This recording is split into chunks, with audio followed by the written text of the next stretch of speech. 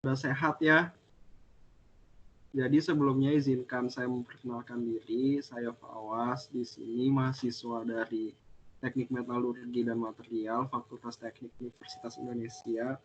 Di sini saya mau mempresentasikan video pertama saya nih yang mengenai penanganan korosi melalui inhibisi. Oh iya, jadi kenapa saya ngebuat video ini? Sebenarnya video ini tugas kebetulan saya mengambil mata kuliah korosi.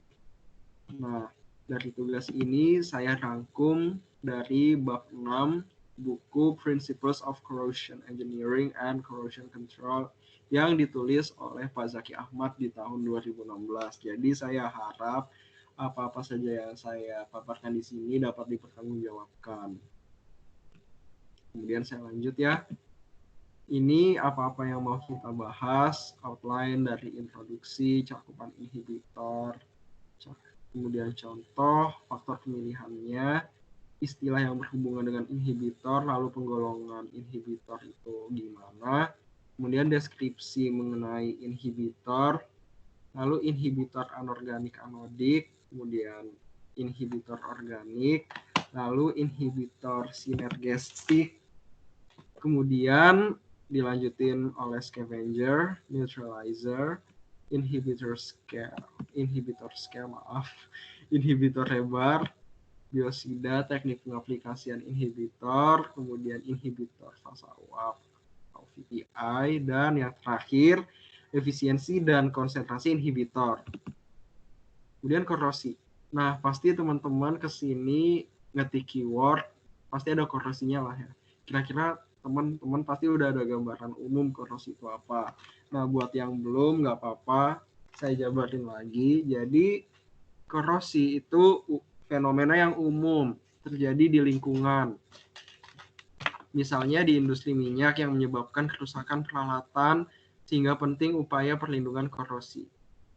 Nah, korosi ini sendiri kalau istilah lebih ilmiahnya merupakan peristiwa perusakan logam karena terjadinya reaksi kimia antara logam dengan zat-zat di lingkungannya membentuk senyawa yang sebenarnya nggak diinginkan nih, karena dari sifat senyawanya ini lebih buruk dari sifat senyawa asalnya atau sifat logam asalnya misalnya. Kalau korosi kan buat logam ya. Kemudian, nah kan tadi korosi merugikan. Gimana nih biar korosi bisa diminimalisir? Nah, salah satu metodenya merupakan penambahan inhibitor. Inhibitor apa sih? Inhibitor merupakan penambahan zat dalam jumlah kecil. Jumlah kecil ini harus dicatat ya. Ini yang ngebedain. Terus lagi nih, contoh aplikasi. Ada pabrik kimia, buat pabrik kimia sama buat kilang minyak. Terus keuntungan pakai inhibitor ini bisa dipakai jadi misalnya prosesnya jalan, inhibitornya dipasang. Kemudian penambahan inhibitor dapat menghasilkan ketahanan terhadap korosi secara signifikan. Kemudian inhibitor yang namanya material pasti ada batasnya. Nah, kalau di inhibitor sendiri batasnya itu peralatan dan komponen yang terkena turbulent flow. Itu pertama. Sama yang kedua, sistem yang beroperasi di batas stabilitas inhibitor. Iya dong, kayak misalnya kalau suatu sistem itu operasinya di saat dimana inhibitor ini nggak stabil dan justru bukannya malah menghambat korosi, misalnya malah mempercepat korosi, pastinya hasil yang diharapin nggak bakalan tercapai dong. Kemudian ketiga, peralatan yang terkena kecepatan tinggi melebihi 4 meter per second misalnya. Nah, ini bisa mengubah sifat inhibitor kayak gitu. Kemudian contoh aplikasi inhibitor. Misalnya di sistem pendinginan air bisa, terus di feed water maupun boilernya juga bisa. Nah, ini sistem pendinginan air termasuk air garam, air payau maupun air segar. Terus juga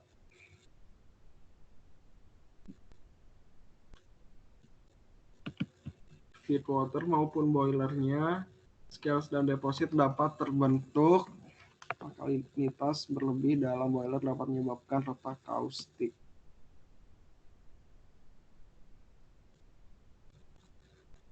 Kemudian penambahan inhibitor dan kontrol biologis, contohnya inhibitor morfolin. Terus bisa juga dipakai di industri perminyakan,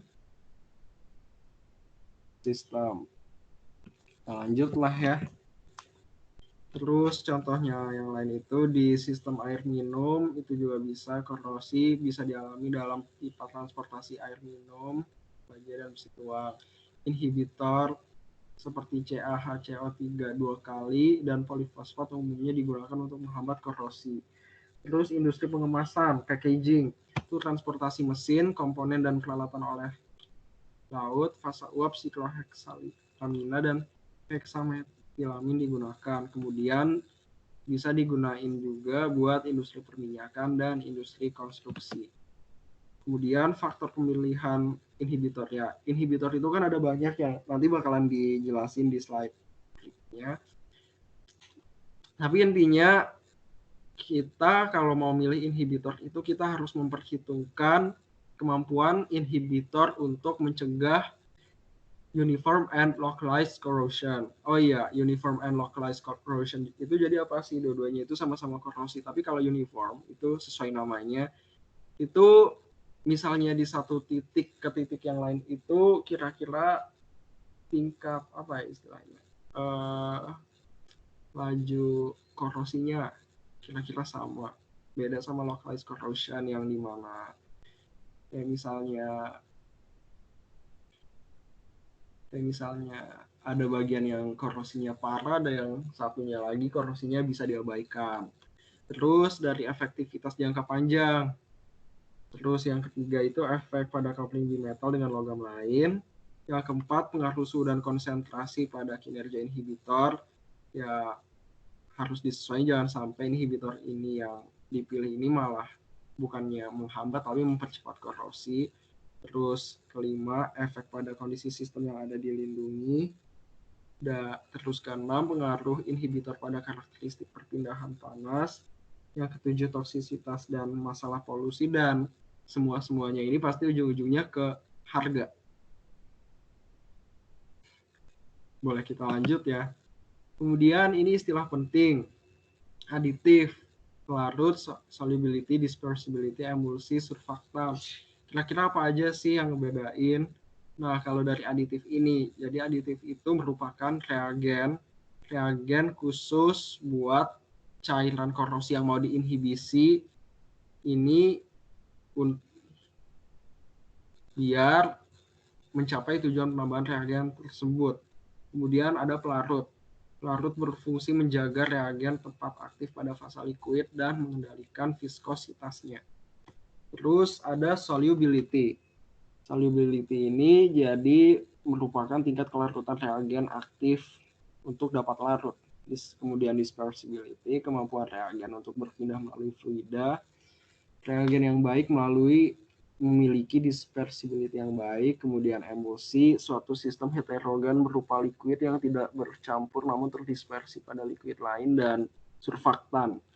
Surfaktan itu molekul yang punya dua komponen, bagian yang anti air dan suka air, atau hidrofobik dan hidrofilik. Kita lanjut. Kemudian ini yang tadi saya janjiin, klasifikasi inhibitor. Jadi inhibitor itu secara umum dibagi menjadi inhibitor inorganik dan inhibitor organik. Kalau dari jenis, terus kalau dari fungsi dibedain menjadi scavenger, ada yang dibedain menjadi scavenger, ada yang menjadi bioscience.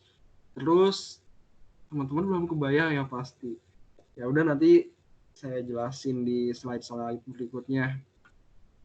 Oh ya, ngomong-ngomong kalau organik sama inorganik, teman-teman pasti kebayang lah ya, kalau inorganik itu pasti dari zat-zat yang organik, yang itu. Terus inhibitor anodik, katodik bedanya apa nanti saya terangin juga di slide-slide berikutnya. Tapi minimal teman-teman udah ada gambaran dulu dari ngeliat bagan ini. Ya boleh dibaca dulu sebentar, 5 detik lah ya. Oke, udah 5 detik, kita lanjut. Klasifikasi inhibitor. Nah, saya jelasin lagi deh yang tadi. Golongan utama inhibitor. Ada inorganik, terbagi menjadi inhibitor anodik dan inhibitor katodik. Yang ini nih teman-teman. Terus organik. Kemudian pembagian inhibitor berdasarkan fungsinya. Ada inhibitor pasif yang cenderung pasif di permukaan logam. Terus ada juga inhibitor yang menghambat reaksi anodik dan katodik, menghilangkan partikel tersuspensi juga. Kemudian ada namanya vapor phase inhibitor. Ini bakalan kita bahas lebih lanjut nanti. Tapi buat gambaran sesuai namanya, inhibitor yang berfungsi pada fase gas. Nah, kemudian ini ada quotes dulu soalnya bagian selanjutnya itu jujur aja susah dan mungkin biar teman-teman gak stres boleh dibaca dulu quotes-nya, ini menarik banget.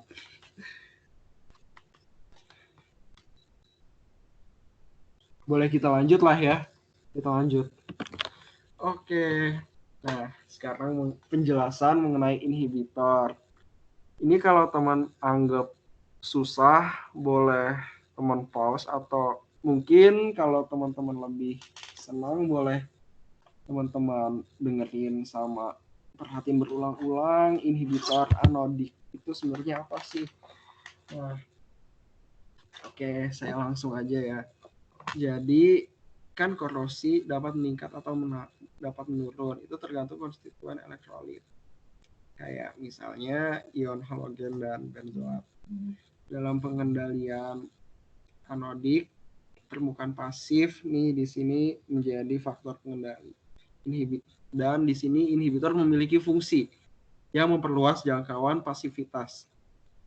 Oh iya, teman-teman ada bayangan nggak pasif itu apa? Jadi permukaan pasif itu sebenarnya permukaan yang permukaan yang sebenarnya terkorosi, tapi dapat menahan lapisan yang di dalamnya biar nggak terkorosi.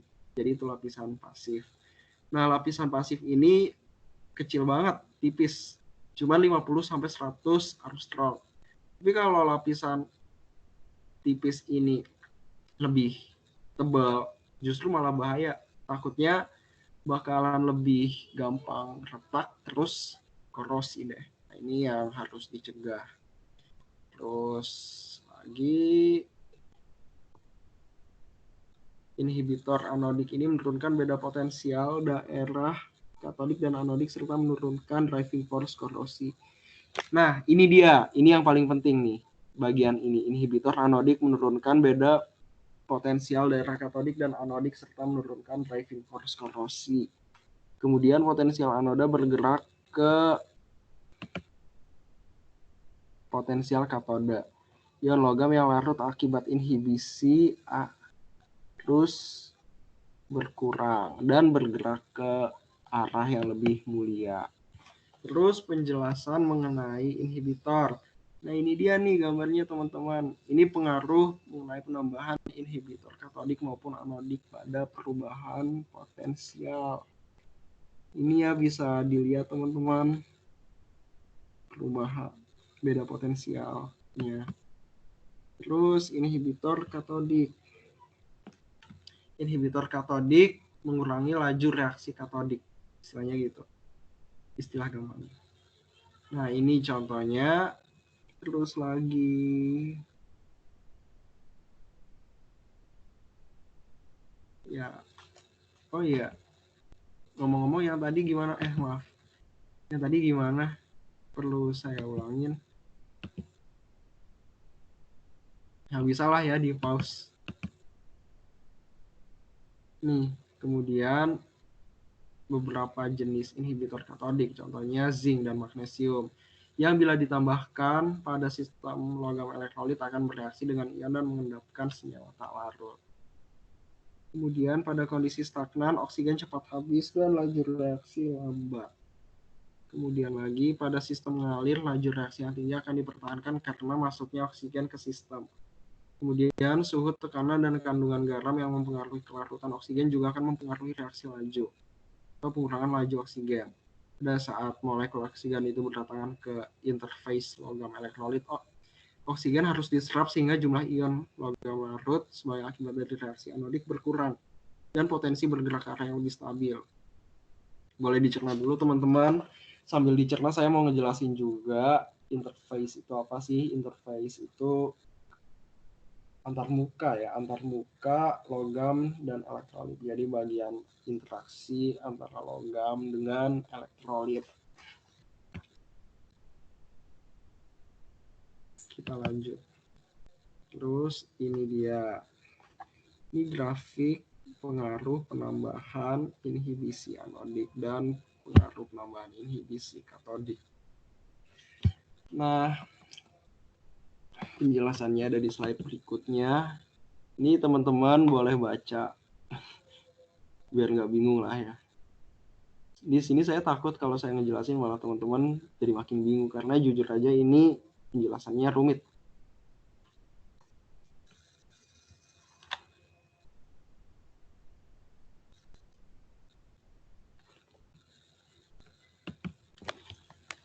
Nah, inhibitor. Ini gambar yang di samping ini merupakan pengaruh penambahan inhibitor anodik yang A, yang B. Maaf. Yang B ini pengaruh inhibitor katodik dan yang C pengaruh inhibitor campuran. Terus proses pembentukan lapisan pasif tadi itu sangat kompleks dan sifat-sifat lapisan bergantung pada ketebalan, komposisi, kelarutan, suhu, dan kekuatan fisik lainnya.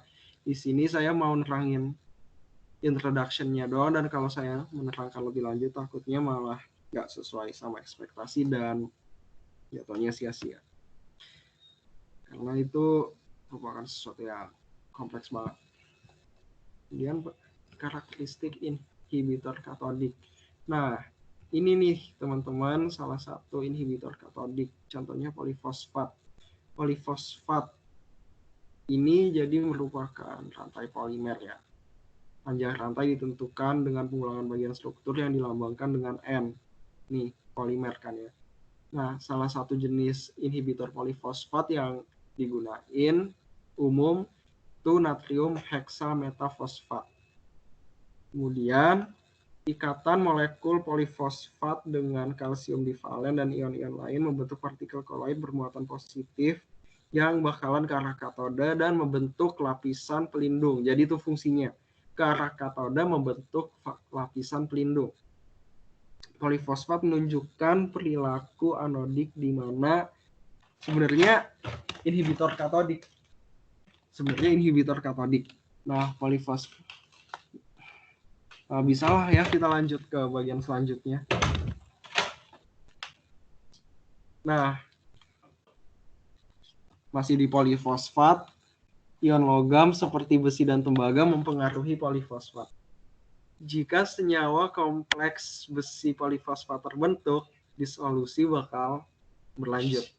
Kalau ada ion tembaga, akan terbentuk galvanic couple di bagian dari ion tembaga dari film polifosfat ke substrat besi, dan hal tersebut akan membuat korosi berkembang. Hal tersebut tidak diinginkan. Kelemahan dari polifosfat itu apa sih? Nah, polifosfat ini gampang buat ngebentuk ortofosfat. Ortofosfat ini tidak diinginkan karena merupakan inhibitor lemah. Nah, gimana caranya biar nggak kebentuk ortofosfat? Dijaga pH-nya 6,5 sampai 7,5 serta dicampur dengan silikat dan ferrosianida. Itu. Kita lanjut. Slide selanjutnya. Terus zinc. Zinc ini merupakan jenis inhibitor katodik juga.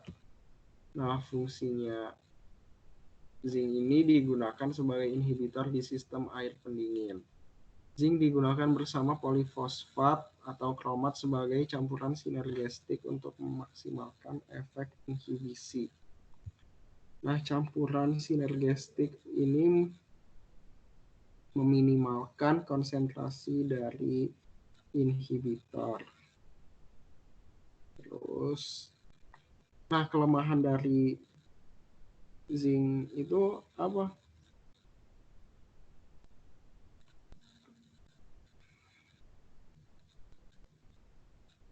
Kelemahannya itu seng dan kromat beracun, nggak ramah lingkungan. Dan mereka juga perlu kontrol pH karena cenderung membentuk scale di atas pH 8. Ngomong-ngomong, scale itu apa sih? Nanti bakalan saya jelasin di slide berikutnya.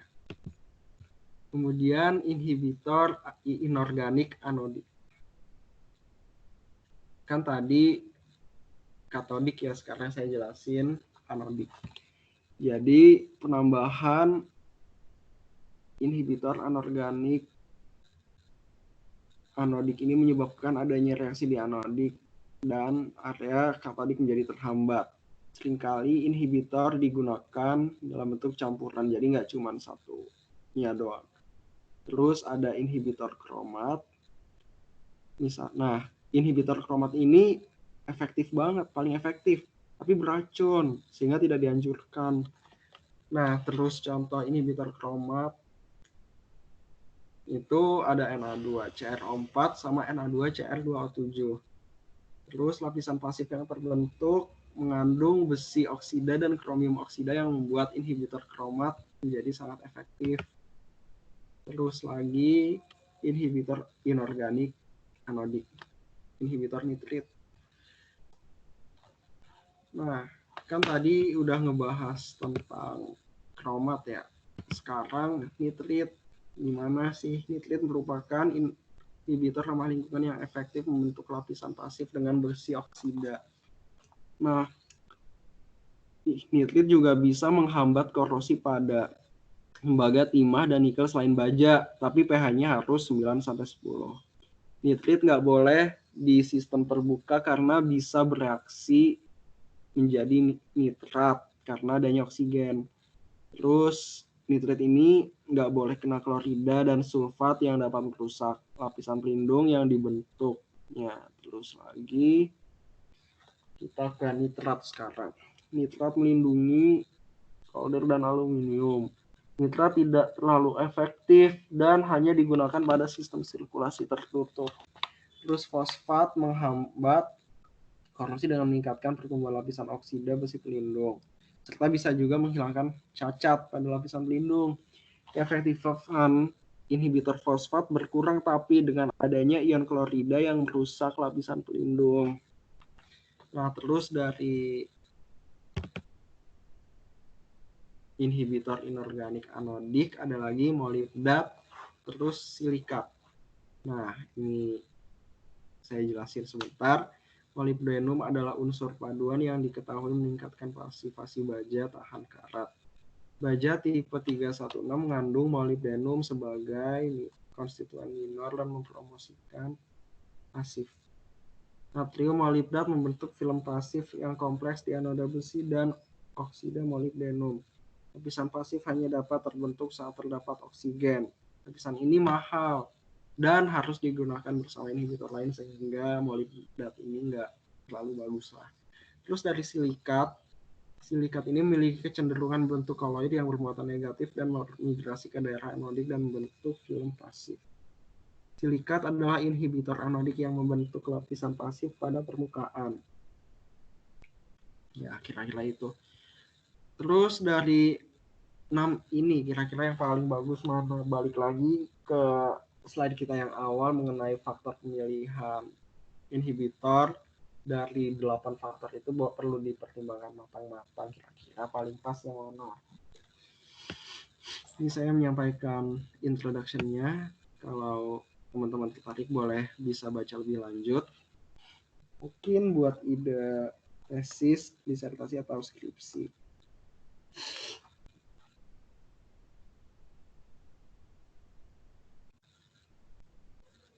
Terus berikutnya inhibitor organik. Inhibitor organik banyak digunakan dalam industri minyak, mengendalikan korosi sumur minyak dan gas. Jenis yang umum adalah rantai panjang senyawa yang mengandung hidrogen dan nitrogen. Inhibitor organik tidak anodik maupun katodik, namun mereka dapat menghambat daerah anodik maupun katodik. Jenis inhibitor organik yang paling umum ditunjukkan di bawah ini. Ada monoamina, diamina, terus amida, sama senyawa polietoksila. Ya, lanjut ya.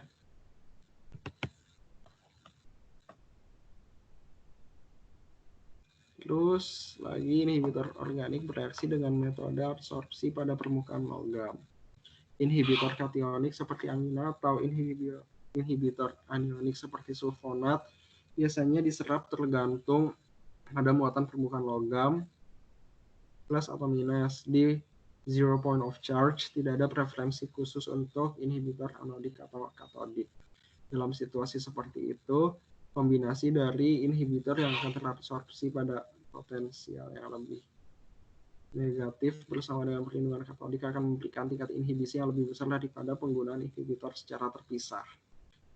Kemudian, pembentukan ikatan antara substrat logam dan inhibitor organik menghambat proses anodik dan katodik dan melindungi permukaan logam. Gugus amina polar memindahkan molekul air dari permukaan. Pada absorpsi, kebanyakan permukaan logam ditutupi oleh terabsorpsinya molekul air. Inhibitor bereaksi dengan mengganti molekul air oleh molekul inhibitor organik. Terus ini kalau teman-teman mau baca teori dasarnya, bagian hidrokarbon pada inhibitor organik larut terhadap minyak sehingga menjauhkan air dari permukaan logam sehingga menghambat korosi.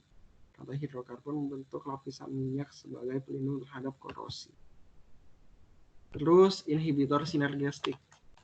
Jadi jarang sekali ada inhibitor tunggal pada aplikasinya. Kombinasi dari inhibitor digunakan untuk mendapatkan sifat ketahanan korosi dan stabilitas yang lebih baik. Memadukan dan mencampur multi inhibitor disebut inhibitor sinergistik. Ini tabelnya bisa teman-teman baca. Kita lanjut ya. Scavenger. Tadi saya udah janji kan mau netangin scavenger itu apa ya. Nah, jadi scavenger itu bahan kimia yang bisa menghilangin oksigen dari sistem tertutup. Nah, tadi udah saya jabarin kalau oksigen ini dalam jumlah sedikitnya aja bisa nyebabin korosi. Dan juga oksigen ini sangat tidak diinginkan karena bisa bereaksi dengan inhibitor dan di sini malah ngebentuk zat-zat yang nggak diinginkan. Contoh dari scavenger adalah amonium sulfit dan hidrazin. Terus berikut merupakan metode scavenger menghilangkan oksigen. Terus lagi kita lanjut. Lajur reaksi scavenger oksigen berubah dengan faktor 2 untuk setiap perubahan suhu 10 derajat Celcius seperti yang ditunjukkan oleh reaksi 1. Sodium sulfit bereaksi membentuk natrium sulfat dan meningkatkan padatan terlarut dari boiler. Secara umum, 8 bagian berat Na2SO3 diperlukan untuk mengambil 1 bagian dari O2. Hidrazin bisa bereaksi langsung dengan oksigen terlarut seperti yang ditunjukkan pada reaksi 1. Tapi laju reaksi lambat pada suhu di bawah 150 derajat Celcius. Reaksi tidak langsung hidrazin dengan oksigen berlangsung dengan cepat pada suhu terendah 70 derajat Celcius. Terus lagi hidrazin yang bersifat karsinogen mulai digantikan sama scavenger baru diantaranya karbohidrat, DEHA, amonium isokaskorbat, dan hidrokinon. Faktor-faktor pH, jenis katalis, suhu, keberadaan H2S, dan biosida harus dipertimbangkan saat menggunakan scavenger karena akan berurusan dengan properties. Kemudian di sebelah sini merupakan keuntungan dan kerugian dari beberapa jenis scavenger yang paling umum digunain yaitu natrium sulfit dan hidrazin. Terus neutralizer inhibitor berfungsi mengurangi laju korosi dengan mengurangi konsentrasi ion H+ dalam larutan. Neutralizer mengendalikan sejumlah kecil HCl, CO2, SO2, S, asam organik, dan zat serupa yang bereaksi dengan air menghasilkan ion H+. Neutralisasi yang paling umum digunakan inhibitor adalah morfolin, silamin, dan dietilamin etanol. Lanjut.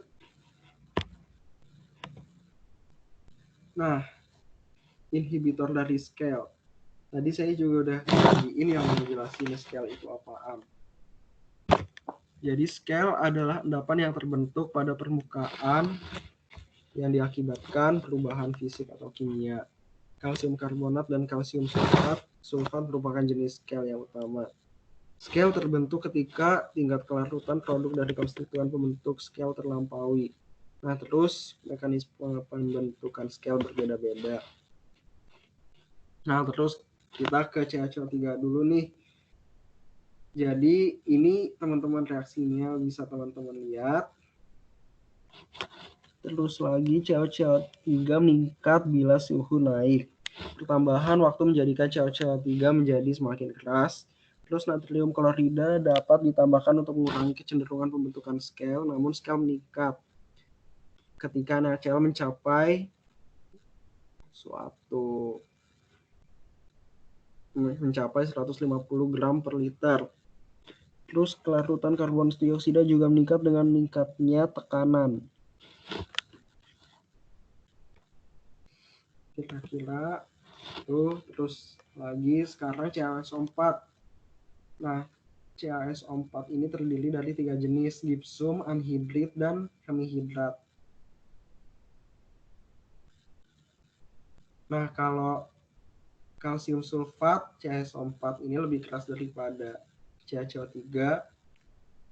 Nah, kalau kalsium karbonat kan larut dalam asam, sedangkan CaSO4 tidak larut dalam asam. Oh ya, di gambar di bawah ini menerangkan hubungan kelarutan dan suhu gipsum dan CaCO3. Terus penghilangan scale dengan inhibitor. Natrium heksametofosfat dan natrium tripolifosfat merupakan jenis inhibitor anorganik untuk menghilangkan scale. Inhibitor tersebut efektif pada konsentrasi rendah. Heksametafosfat dapat kembali menjadi ortofosfat di atas 59,5 derajat Celcius yang dimana tidak diinginkan. Inhibitor scale organik yang umum adalah ATMP yang stabil hingga 120 derajat Celcius pada semua nilai pH. Gambar di bawah merupakan struktur ATMP. Pada pabrik desalinasi, scaling CaSO4 dapat dikontrol dengan menjaga konsentrasi air laut tidak lebih dari 1,8 kali. Kemudian suhu maksimum yang bisa dicapai tanpa adanya pembentukan di permukaan itu 120 derajat Celcius. Lanjut. Terus kalau tadi itu penghilangan scale dengan menggunakan inhibitor, scale juga bisa dihilangkan dengan metode kimia maupun mekanik. Nah, kalau kimia bisa dilarutkan pada asam klorida, format asam format, asam asetat, dan asam sulfamat. Gipsum tidak larut dalam asam sehingga harus dikonversi ke scale lain. Baru setelah dikonversi bisa dilarutkan.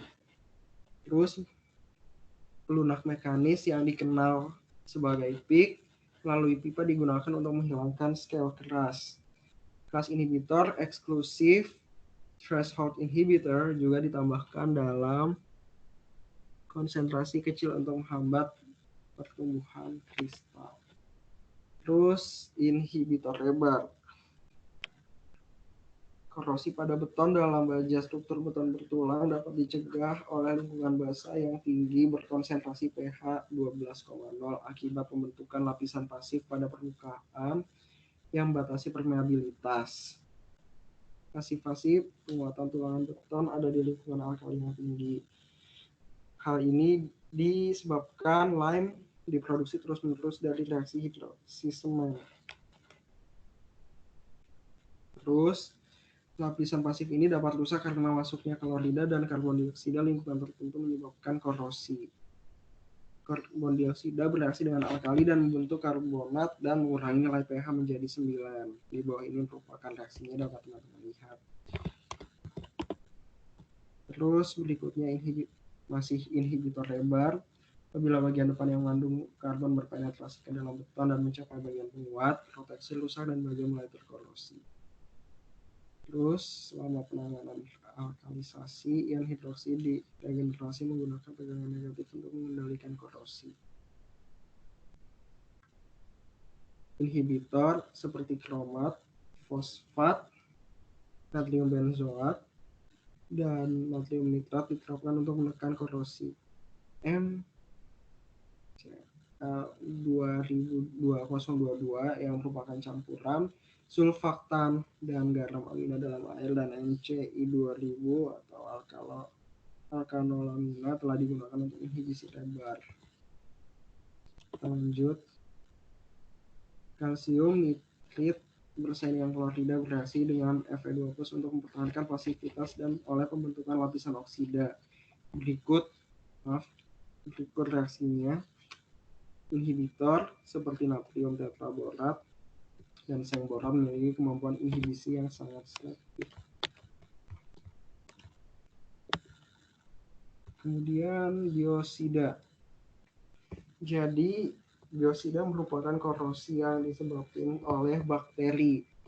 Piting baja tahan karat pabrik di bawah lapisan biologis telah terjadi di banyak pabrik pengolahan air akibat adanya genangan air yang dimana mengandung mikroorganisme. Mekanisme korosi pada baja disebabkan biomasa adalah sebagai berikut. A. Terbuatnya besi sulfida katodik pada permukaan baja oleh aksi bakteri. Kemudian B. Pembentukan konsentrasi sel oleh deposisi massa slime pada permukaan logam. Nah, itu gambarnya. Dan yang ketiga, korosi yang dihasilkan oleh basa lingkungan dari bakteri aerasi. Kita lanjut ya. Nah, bahan kimia yang umum digunakan untuk mengendalikan pertumbuhan bakteri, nah disebut juga biosida. Di antaranya adalah bakteriostat yang tidak membunuh bakteri dan bakterisida yang membunuh bakteri. Berikut merupakan beberapa jenis biosida. Kemudian fungsi dari biosida itu bukan membunuh semua bakteri, tapi membatasi jumlah bakteri. Terus berikutnya, teknik pengaplikasian inhibitor. Ada 3 metode umum teknik pengaplikasiannya. Yang pertama, continuous injection, batch treatment, dan squeeze treatment. Yang saya akan bahas pertama itu yang paling atas, yaitu continuous injection. Continuous injection ini jadi inhibitor disuntikkan ke dalam sistem menggunakan listrik atau pompa kimia yang digerakkan gas. Inhibitor ditambahkan pada point of turbulence untuk mencapai pencampuran seragam. Metode ini digunakan untuk suplai air, menara pendingin, dan sumur minyak untuk minimalisasi masalah scale dan korosi. Metode ini hemat biaya dan banyak dipraktikkan di industri minyak. Nah, gambar di bawah ini merupakan gambaran metode pengaplikasian continuous injection. Terus, batch treatment. Teknik ini merupakan teknik perawatan berkala, di mana bahan kimia digunakan untuk rentang waktu tertentu untuk perawatan sumur minyak. Metode tube displacement digunakan pada teknik ini. Beberapa barel inhibitor dipompa ke dalam tabung. Inhibitor dipindahkan ke bagian bawah tabung dengan cairan di sumur minyak. Kemudian sumur ditutup untuk periode tertentu. Nah, metode ini lebih tidak hemat dibanding metode pertama dan digunakan untuk daerah yang tidak dapat dijangkau dengan continuous injection. Metode ini selain tidak ekonomis, juga nggak bisa menahan korosi pada periode shutdown. Terus lagi, squeeze treatment yang terakhir. Jadi inhibitor merawat suatu sumur minyak secara kontinu. Inhibitor cair dipompa ke bawah melalui pipa ke dalam minyak di bawah bumi pada tekanan rendah. Nah, itu dia. Ini jumlah-jumlahnya. Kemudian teknik ini memungkinkan perawatan berkelanjutan namun dapat merusak formasi minyak serta tidak efektif secara biaya. Terus berikutnya saya akan menjelaskan mengenai vapor phase inhibitor yang tadi juga saya telah tulis di slide awal-awal. Jadi VPI atau VPI ini mudah menguap. Nah, dari namanya vapor phase dan diangkut melalui volatilisasi. VPI dapat digunakan untuk meningkatkan perlindungan kertas pembungkus. VPI yang paling umum adalah sikloheksilamina karbonat dan disikloheksilamina nitrit. Dengan tekanan uap masing-masing 0,4 mm dan 0,0001 mmHg. Molekul tidak terdisosiasi dari inhibitor yang telah disebutkan berpindah ke permukaan logam dan mengalami hidrolisis dengan uap air dan untuk membebaskan nitrit, benzoat, atau bikarbonat. VPI tidak dapat digunakan di daerah Indonesia, di daerah tropis, sayang sekali. Kemudian kita masuk ke perhitungan. Ini merupakan rumus efisiensi inhibisi korosi. Dapat teman-teman baca. Saya lanjut ya, kalau teman masih mau baca boleh teman-teman pause. Terus berikutnya juga ini rumus jumlah inhibitor yang dibutuhkan untuk menghibisi suatu cairan. Saya lanjut juga ya. Terus ini contoh soal nih, ada soal. Hitung massa natrium kromat yang harus ditambahkan pada 500.000 liter air jika konsentrasi natrium kromat 5 ppm. Boleh dicari dulu jawabannya, rumusnya. Ada di slide sebelumnya. Ini gampang. Kalau saya lanjut ya, maaf nih spoiler. Ini dia jawabannya. Nah, bisa buat teman-teman yang tadi belum lihat, belum cari, ini jawabannya. Kira-kira gini cara ngerjainnya, semoga ngebantu. Terus ini referensinya. Dan terima kasih teman-teman. Tetap sehat selalu dan semoga dengan melihat video ini tujuan awalnya dapat tercapai ya, dan tidak rugi juga. Amin.